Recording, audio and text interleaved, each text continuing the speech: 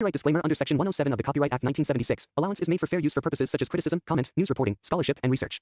Fair use is a use permitted by copyright statute that might otherwise be infringing. Non-profit, educational or personal use tips the balance in favor of fair use.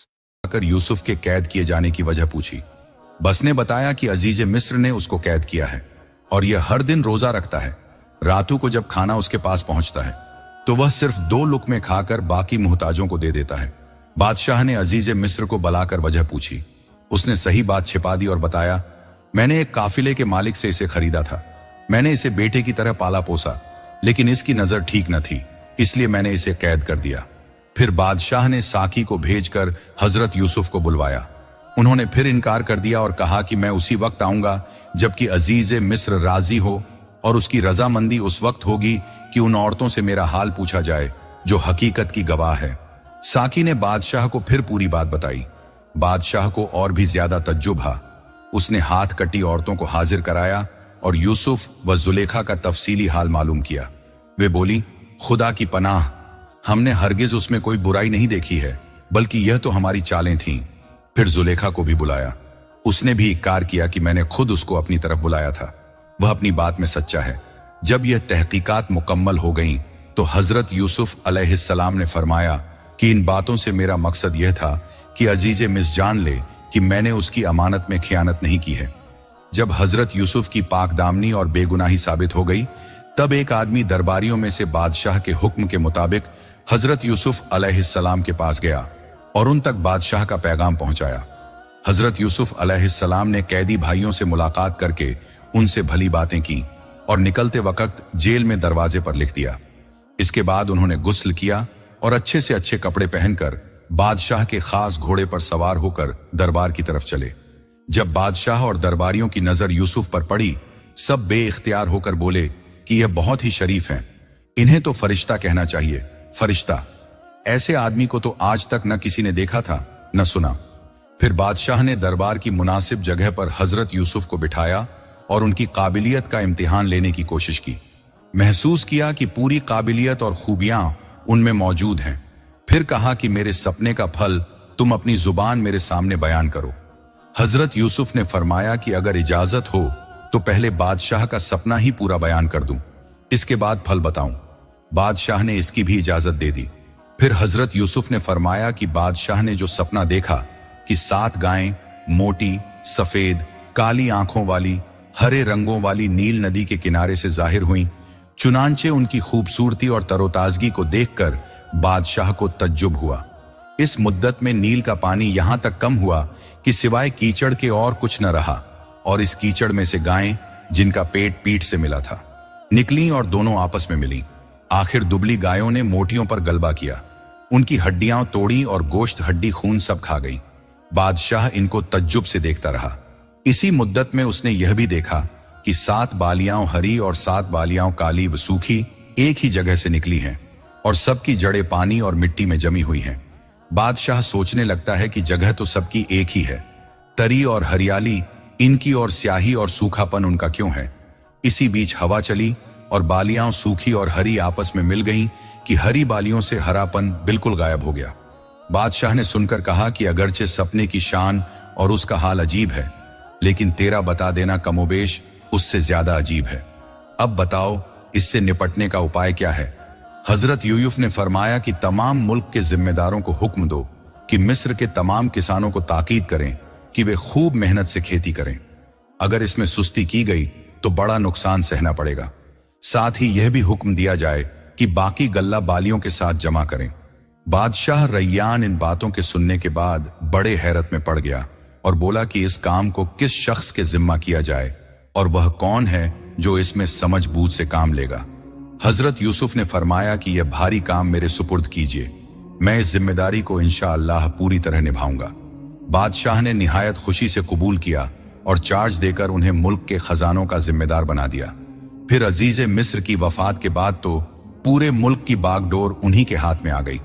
जब हजरत यूसुफ अलैहिस्सलाम ने charge संभाल लिया तो सबसे पहले उन्होंने एक लंबा चौड़ा अलीशान मकान, गोदाम तैयार कराया। अमीनों और कारगुजारों की भर्ती की और 7 साल तक कम ज्यादा जितना भी गल्ला जमा हो सका स्टैक करते गए। यहां तक कि जब खुशहाली का दौर गुजर गया और सूखे और भुखमरी के दिन आए कहते हैं कि सबसे पहले भूख का असर बादशाह पर जाहिर हुआ कि उसी रात को पुकार कर कहा कि ए यूसुफ, भूख लगी है। सूखे के दिनों में हजरत यूसुफ अलैहिस्सलाम ने बादशाह और नौकरों कर्मचारियों सहित पूरे मुल्क में राशनिंग कर दी थी और इतना गल्ला सप्लाई करते थे कि लोगों का कम से कम एक वक्त पेट भर सके। अलबत्ता आप पेट भर न खाते थे कि भूखे न भुलाए जा सकें। इस मुद्दत में अकाल की आग ऐसी रोशन हुई कि उसका धुआं आसमान तक उड़ता था और खास व आम, अमीर गरीब सब दुबले और कमजोर हो गए। खुलासा यह कि पहले साल लोगों ने जो कुछ स्टैक किया था अपने घर वालों में खर्च किया, दूसरे साल सोना चांदी, रुपया अशरफी नकद और तीसरे साल जेवर और फर्श और बासन गल्ले की कीमत में बेचे। चौथे साल गुलाम मवेशी बेचकर गल्ला खरीदा। पांचवें साल जमीन और हवेली देकर जान बचाई। छठे साल जन बच्चे बेचकर जौ और गेहूं खरीदे। सातवें वर्ष सबने अपने आप को माल की तरह यूसुफ के हाथ बेचकर गुलामी लिखा दी। जब सूखे की मुद्दत भी बीत गई और गल्ला सस्ता होना शुरू हुआ, हजरत यूसुफ अलैहिस्सलाम ने बादशाह से कहा कि इतने खजाने और पूंजी जमा हो गई है कि पहले बादशाहों के खजाने इसका 10वां हिस्सा भी नहीं है और जनता ने अब सूखे से नजात पाली है। अब तजवीज ये है कि मिस्र के लोग जिल्लत व गुलामी में गिरफ्तार हैं। उन्हें आजाद किया जाए ताकि वे आजाद होकर खुश हो जाएं और क्यामत तक के लिए यह एक सीख हो जाए कि कोई इंसान इंसान को अपना गुलाम न बनाए। बादशाह ने कहा, बेटे जैसी तेरी मर्जी। फिर हजरत यूसुफ ने मिस्र के लोगों को जो गुलामी का पट्टा लिख चुके थे उन्हें आजाद कर दिया और जो कुछ जमीन, हवेली, जानवर वगैरह उन्होंने बेच रखा था सब उनको वापस कर दिया। इस तरह उन्होंने अपने अच्छे इंतजाम का सिक्का पूरे मुल्क से मनवा लिया। जब सूखा चारों तरफ फैल गया और महंगाई फैल गई और उसका असर पड़ोसी देशों पर भी हुआ, वहां भी भुखमरी शुरू हो गई और परेशानी बढ़ गई। कन्नान में भी सूखा पड़ा, लोग परेशान हो गए। मिस्र के इंतजाम की हवा इन पड़ोसी जगहों पर पहले ही बन चुकी थी। कन्नान की एक टोली ने मिस्र जाकर अपनी परेशानी हल करने के लिए वहां पहुंचने का इरादा किया।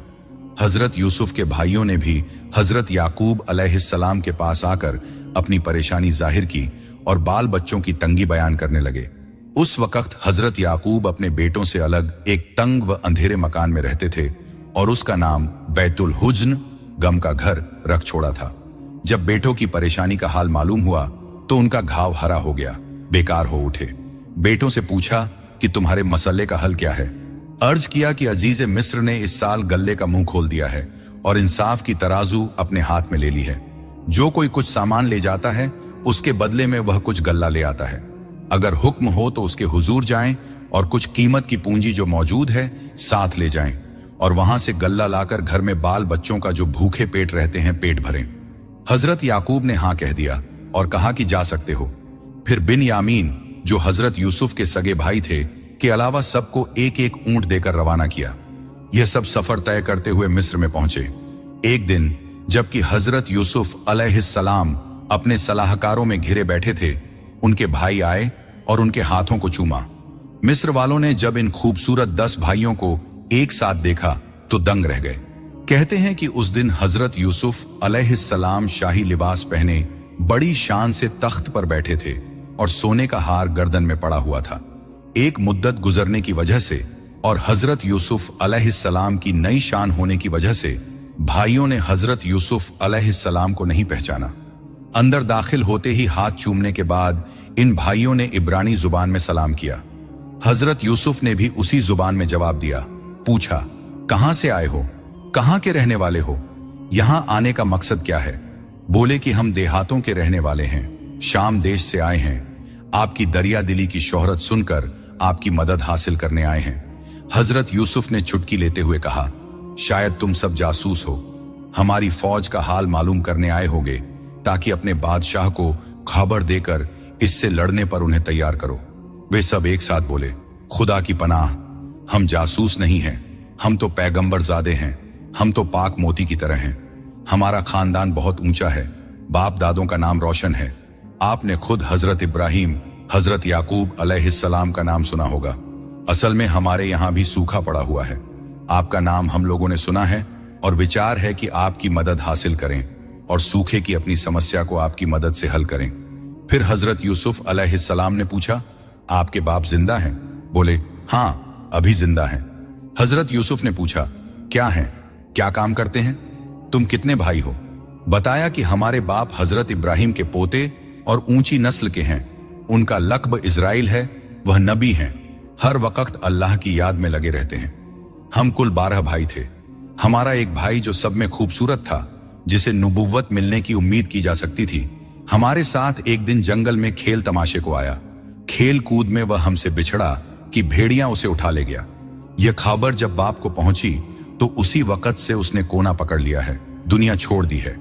अब वह उसके सगे भाई को अपने पास रखकर अपना गम हल्का किया करते हैं। हजरत यूसुफ ने फिर पूछा, इस इलाके में कोई है जो तुम्हारी इन बातों की गवाही दे? रुवैल ने बताया, हम तो शाम देश में अपनी अमानत और इस्लाम के लिए मशहूर हैं, नस्ल व खानदान के लिहाज से भी मशहूर हैं, इसलिए गवाह की जरूरत ही क्या है? हजरत यूसुफ ने फरमाया, जब तक ये बात साफ ना हो कि तुम इस मुल्क में केवल लेने देन के लिए आए हो, फितना फैलाने नहीं, उस वक्त तक हम कैसे तुम्हारे ऊपर भरोसा कर लें? फिर उन्होंने कुछ सोचकर कहा, अगर तुम्हारी समझ में आए तो वापसी से पहले तुम अपने एक भाई को हमारे पास छोड़ जाओ और अपने छोटे भाई को भी अगली बार लाओ, ताकि तुम्हारी सच्चाई खुल सके। भाइयों ने यह बात मान ली। फिर हजरत यूसुफ ने अपने भाइयों को अपना खास मेहमान बनाकर रखा, गल्ला खरीदन के लिए। दूसरे दिन जब हजरत यूसुफ अलैहिस्सलाम के भाई आए तो हजरत यूसुफ अलैहिस्सलाम ने पूछा, तुम्हारे पास पूंजी क्या है? जो कुछ लाए थे उसे उन्होंने साफ साफ बता दिया। हजरत यूसुफ ने कहा, पूंजी तुम्हारे खजाने लायक तो नहीं है, लेकिन तुम बाजार में उसकी कीमत पर रखवा लो, जितनी कीमत होगी हम उसका 2 गुना गल्ला तुम्हें दे देंगे। पूंजी की कीमत मालूम कराई तो कुल 200 दीनार की बैठी। इसके बदले में हजरत यूसुफ ने हर भाई को एक एक ऊंट गेहूं के भर कर दिया।